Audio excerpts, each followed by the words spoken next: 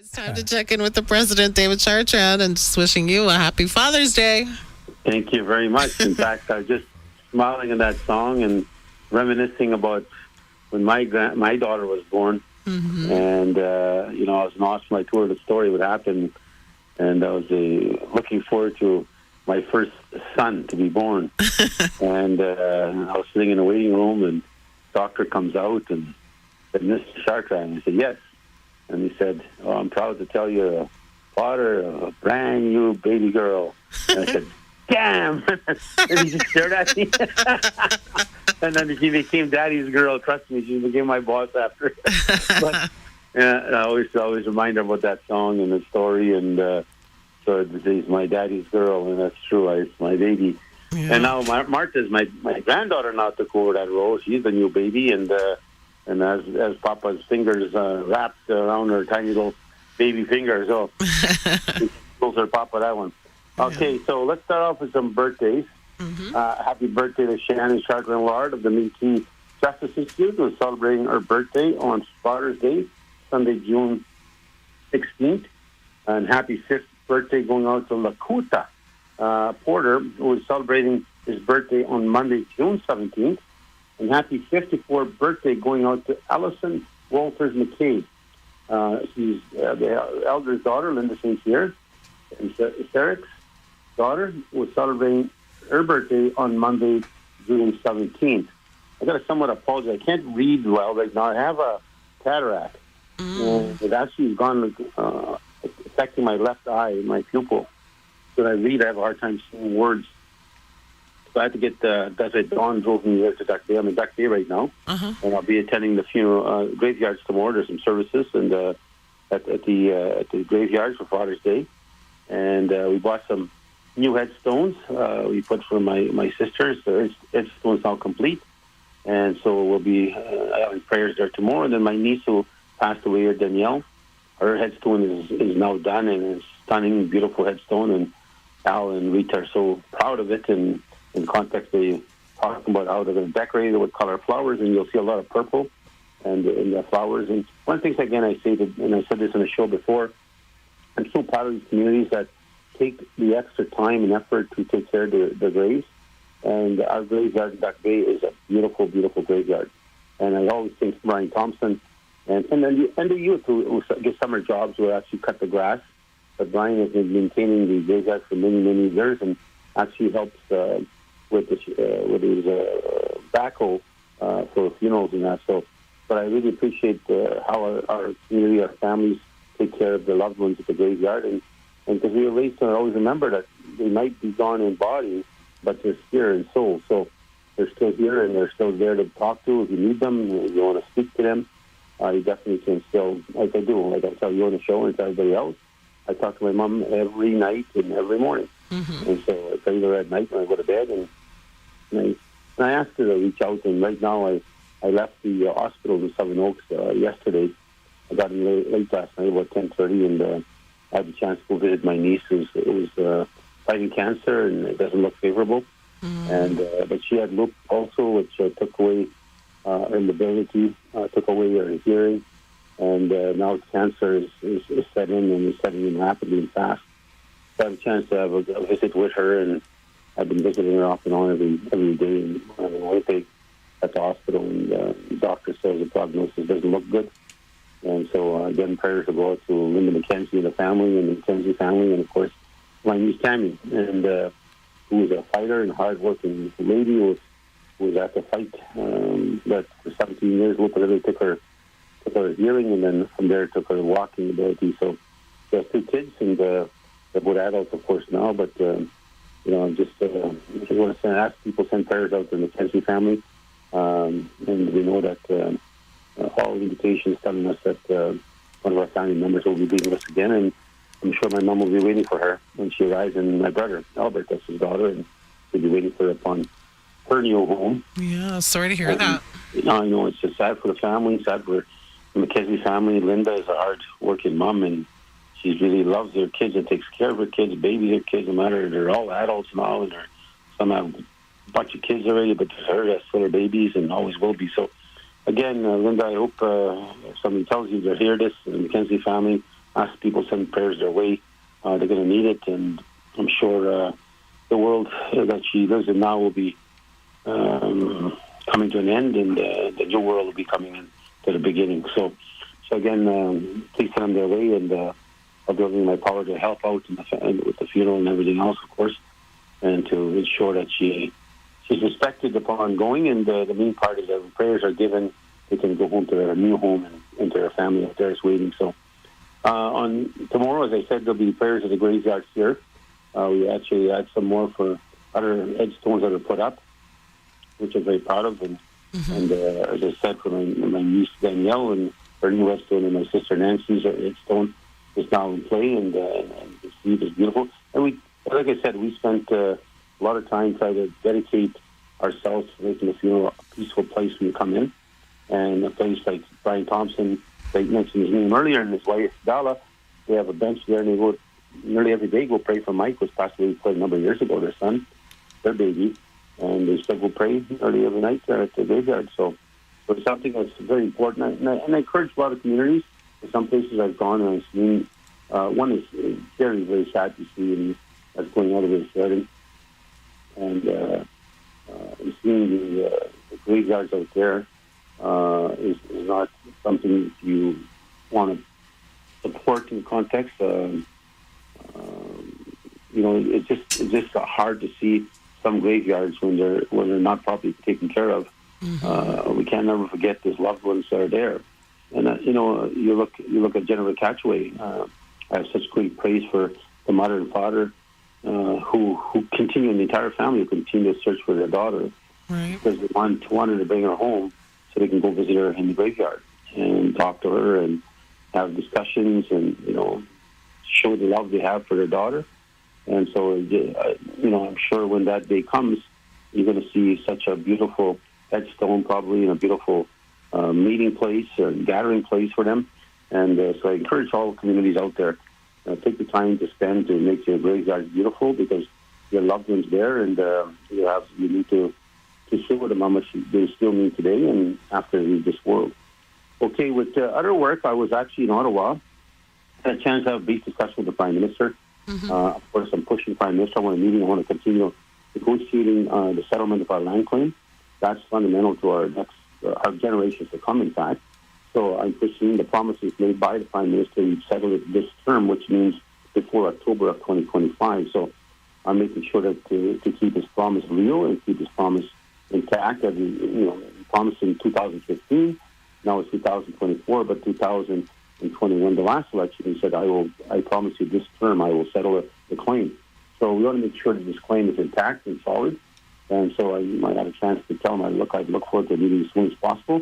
I want to get this in place. And I also had a chance to bump into other ministers and talk about other subjects that are, of course, key to our people. And as we move forward, I had a chance, of course, Dan Gandel, I can speak to him all the time. He's one of our Métis citizens.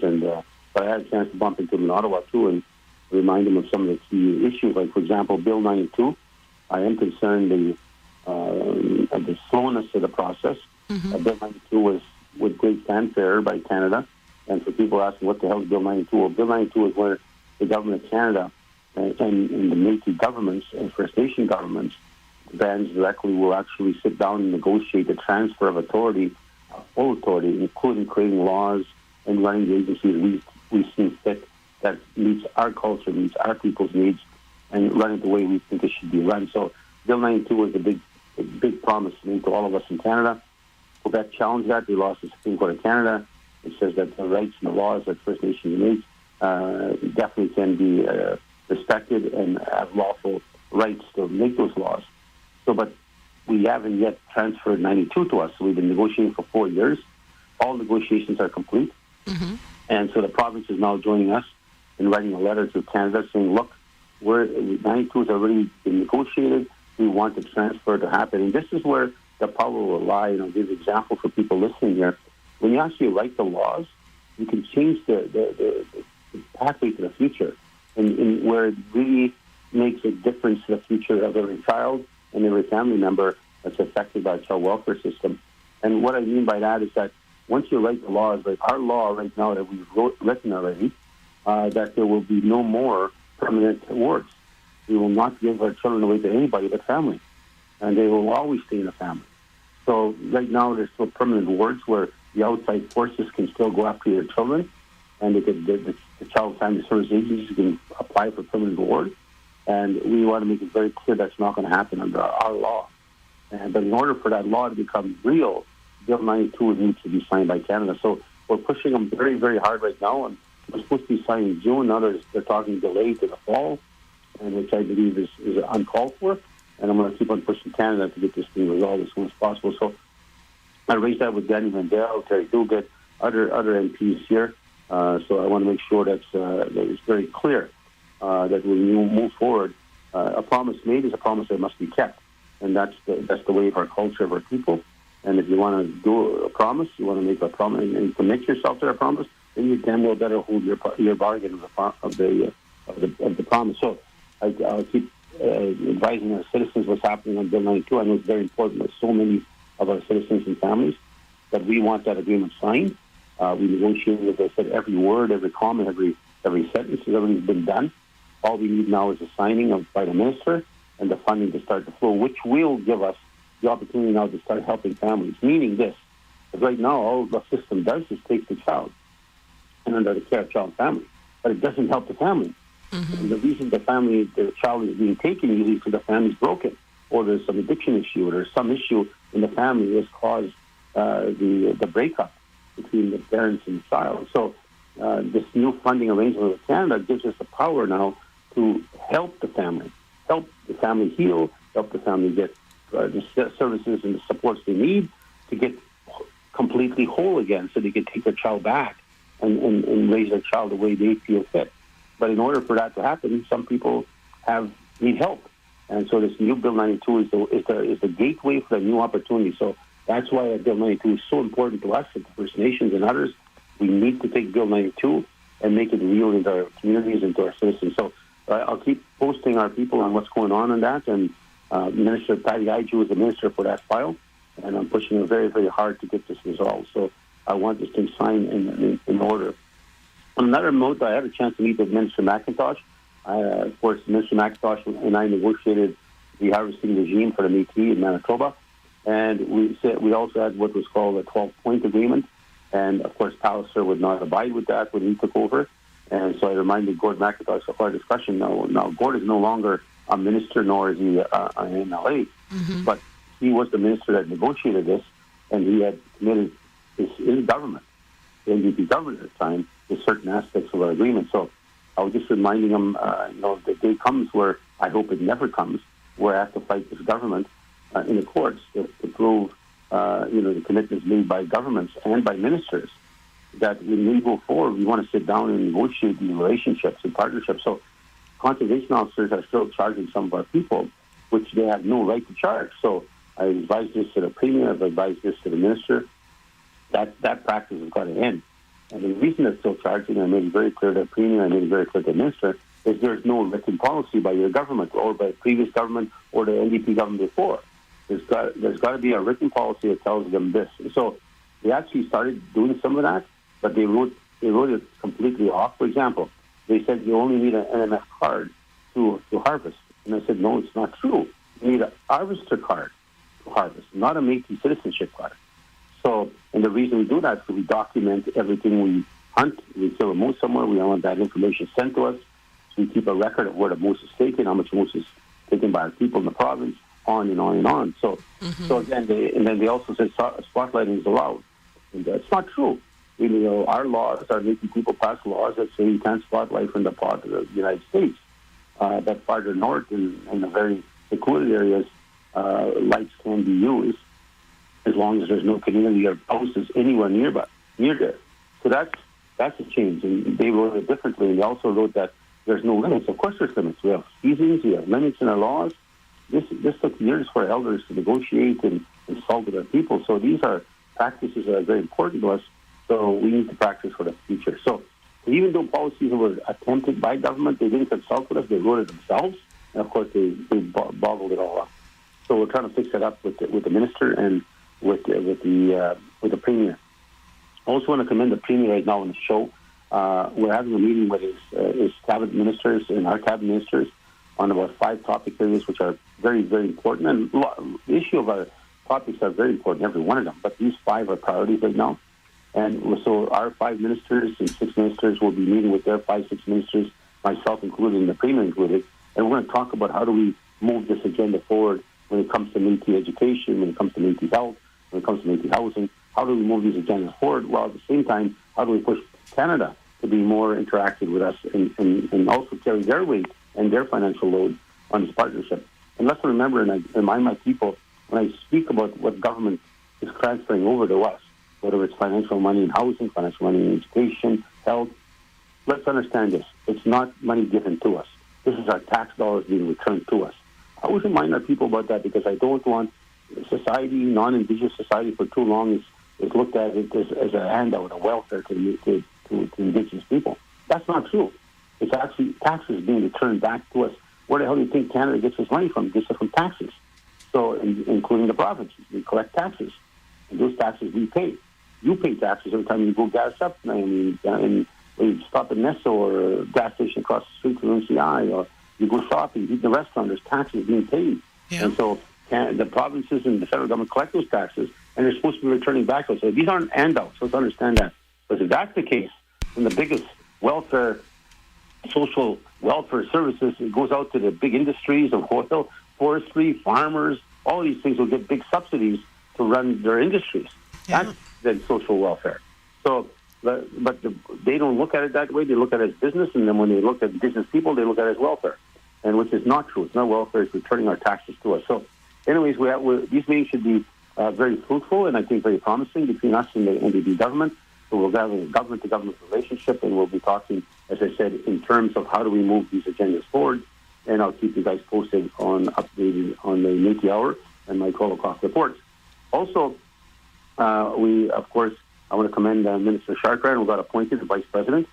She got appointed to a committee to assist with the disastrous issues that are occurring in the Dauphin, the Mountain View boards of the school division. And as you know, first of all, it started off with Trustee Paul Coffey making some horrendous and unlogical and really racial divided ideas about residential school, pushing that agenda in completely opposite of what history has said and proven. Mm-hmm. And so, yet he's a trustee of the school division. So it raised a lot of backs and a lot of issues. And I think the minister is trying to figure out how to resolve this, because it's a really, somebody with those kind of statements can actually be charged. Then he claimed to be Métis. He's not Métis. He's not Métis at all. So, but again, this Paul Coffey got in by acclamation. He didn't get in by an electoral race. He got in by acclamation, so he didn't have to probably make promises. And so, from that standpoint, I don't think people in Dauphin. I think Dauphin has overcome this. I think there was maybe racism back when I was going to school there and so forth. I think there was some racism that really drove that south between the Ukrainian side and the non-Indigenous side against the Indigenous side. But that's where I had to go to school myself. I was with the Ukrainian family. And then Dauphin residential school is also there. I think there was a lot of discriminatorial views towards Indigenous people. Mm-hmm. and by the people. And I think we've overcome that. There's so many intermarriages now. And so from that standpoint, I don't think that's the view of the people of Dauphin. It'd be a shock to me that was the view of the surrounding areas, that they see Indigenous people in such a derogatory, negative way as Paul Coffey did. So, but it didn't end there. Now they fired the superintendent. They're saying it's not because he allowed the Northwest region who hosted the second Pride Gay LGBTQ parade that took place there, and the superintendent next same night was released. And they're saying it's not the reason we went in the middle of the night to fire him. We had fired him for different reasons.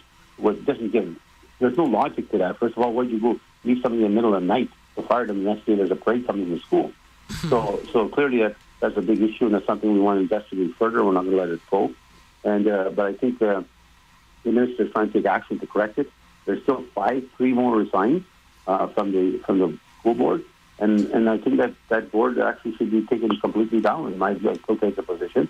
I think that board should be taken out, including the chair. The chair is also a minority from his own cultural side, But it's unfortunate the chair is supporting what's happening. And, it doesn't make sense to me that, given the fact that they also face racism as minorities, and that they would allow this to happen and still be the chairman of the board. So I hope one day that our paths will cross somewhere and I'll have a chance to debate or discuss this issue. And if not, maybe I'll have to make my way to one of those board meetings and express my view loud and clear to what I believe is being supported by this board, by the action of this board. They're supporting the use of fall coffee and the views that racism and discrimination is eligible and allowed to against Indigenous people in the entire Mountain View school division. So, but the minister is stepping in now. I understand he appointed Jim Murray from the Bannock School Division. He's getting somebody from the outside come in from a different perspective. And Andrea Zarode of the Manitoba Teachers Society and Vice President Francis Chartrand have been appointed to this committee to sit down with his remaining trustees and come up with looking at what is remaining, what needs to be done, how do we move forward, how do we balance the process. We still got to run the school. The school still got to be managed. But how do we do it if you have people that have gone haywire, I'll call it, that have gone out of context of what their role and responsibility is, and really have set a pattern for a potential disastrous position when it comes to education in that Mountain school division. So I commend Francis for accepting the position and look forward to her doing her part to help out in the school division and help out in trying to get this thing resolved and then maybe finding a pathway to a new future. So we'll wait to see what happens comes out of there. But I take the fellow, the minister, for his actions and how he's mellow. Baltimore or Altamare. He's a minister, of course, of education. On Thursday, I had a chance to meet with Terry Nelson and with some of his people at our office. We talked about housing and we talked about other business opportunities that could exist between ourselves and the economic vision of, for example, Rosa River and the economic vision of their pathway to how they're looking to the future. And it's a ways that we can help each other. So clearly, it's a good pathway to. I've always been saying this on the show. I say this in speeches that the First Nation Métis, we get together, we're going to be stronger even more. I also want to take Melvin Starr. He popped in to visit me and has been reaching out to me and asking about how we can partner on some economic initiatives between us and Lake St. Martin and look at how the reserve and the community and the Métis community can go hand in hand supporting each other. So he's been appointed by the council in chief. So he's actually been appointed to look at the economic opportunities that could exist for his band, and he's reaching out to create partnerships. So again, it was a pleasure meeting you, Melvin. You speak Soto, I speak Soto, so we had some good chats and some good laughs. And so that meeting took place on June 13th. So I'll continue to meet with Melvin on that. So I understand also that I got invited, must have been by a design of mistake, because there was the Island Lake Tribal Council invited me to a presentation of course, the federal government has put a kibosh to the channel that everybody's been concerned about, the connection between Lake Manitoba and Lake Winnipeg, Lake St. Martin Channel. So that's been a big issue and a concern. We've got concern, of course, for the future of fishers and the contamination of potential hazards to both lakes, given the fact our citizens use Lake Winnipeg and also use Lake Manitoba. Our fishermen are solidly behind the importance of keeping that lake clean and in perspective. So I got invited to a press conference, but I got invited the day of or the day before. So I had committed myself to meetings I couldn't cancel. And so unfortunately that I could not make it, but my continuation dialogue with Island Lake Tribal Council will continue. And I think there's so many things that we can be working together on. So tonight, of course, January 15th, Richard Janai, my minister for youth and culture, is actually going to be out in the Gold Eyes game. There's about estimated 300 Red River Métis people. They'll be swamping the Red River game, and Richard's leading that. And there'll be youth from all across the different schools and from different regions across the south that'll be attending. And I think some come from the Interlake region, Winnipeg region, Southeast region, probably Northwest region. They'll all be going to this baseball game and Métis cultural night. Mm-hmm. And it'll open up with a Métis fiddler and also with the Canadian anthem from the Red River Ramblers, so perform before the game. So good to see, as I said, our participation, our strength of our government is being recognized and accepted in all sectors today as society. And now let's close off with this. June 21st, I want to thank, of course, Larry and the Selkirk mayor, of course, the Selkirk and all the council and the community of Selkirk who show great pride in the Métis. Every time we come there, I just have a smiling heart on Métis. We call it Métis Day. It's Indigenous Day in Canada. We speak of Aboriginal Day. Yeah. We call it Métis celebrations, and we have it in Selkirk, and this is our 17th year. And so I'm looking forward to being there. And Bucky, I guess I want to thank him again. That's Alfred Anderson. He's a vice president, Jack Park, and Mona Bures, who, of course, work diligently as their elected officials. And we're going to have a big event, and a lot of people, there's thousands that come there now. I mean, I've seen it. I'm going to be there. Yeah, and then there's all day MMF affiliate booths, all day Red River Métis Market, all day kids rides and games, and again, Friendship Center, I want to thank them for their partnership. And also the opening of ceremonies will start at 1 o'clock, 5 p.m. barbecue with it, but 9 o'clock, I think breakfast starts. So you want to have a good free breakfast. Come on down to Selkirk, and of course, burgers and stuff are free for everybody because we want to make it clear that we don't have people struggle sometimes with taking their kids out. Someone's going to have 5, 4, 6 kids, So they have our time and saying they have their budget doesn't allow them to take them out to spend on burgers and fries and other stuff. So we make sure that the food is all free, and it's sponsored by the Federation government, which I'm very proud of. And Northwest is also holding their event. That starts at 11 o'clock or 5 o'clock. It's on 101 11th Avenue, so head down there. There's going to be lunch will be served at noon, entertainment, Cameron Campbell Band, Desiree Horvis, Owen Anderson, the Kleins, Dawson Friendship Center in general, Center Diversity Dancers, open mic for half an hour, Steppers, Abigail LaPointe, and kids games and face games, face painting, et cetera, et cetera, et cetera. So again, that's we're celebrating Métis Day, and they're proud of who we are as River Métis. So with that being said, I'll say hello to everybody, hello to our elders, and say hi to both Margaret and, of course, to the local elder. And, of course, he's Jean Cheboyer. He's 88 years old now, and his wife, Margaret, are listening to us right now, sitting outside having coffee at the house and in St. Laurent. And so, and say hi to Gorian, and I'll be listening, I hope. I'm going to test her. I'm going to ask her if she listens to me. and to all my family out there. And again, I close off with saying, send prayers to the Mackenzie family. My niece is going to be leaving us. I know doctors have told us already there's no turning back on this one. And so we send prayers to the Mackenzie family. We truly appreciate that. And again, thank you for listening to Métis Hour. And thank you, Cowboy, for finding me. And thank you, Naomi, for always being there. Okay. Thank you, David Chartrand. And happy Father's Day. I hope they treat you and spoil you just like you need to be. I say this before you say goodbye. I forgot. I should say happy Father's Day to Neil. He's sitting outside here. And that's my Lisa is the partner. And Brian Thompson, Father Napoleon's outside. He's going to be leaving us back to India. He's sitting outside my house right now. I'll go say hello to him. And to Al and Rita, happy Father's Day. And to Don Roulette, happy Father's Day. They're sitting outside visiting right now. And I'll get out there and have some coffee with them and listen to the rest of Métis Hour. Take care, everybody. Okay, take care. Bye. Bye-bye.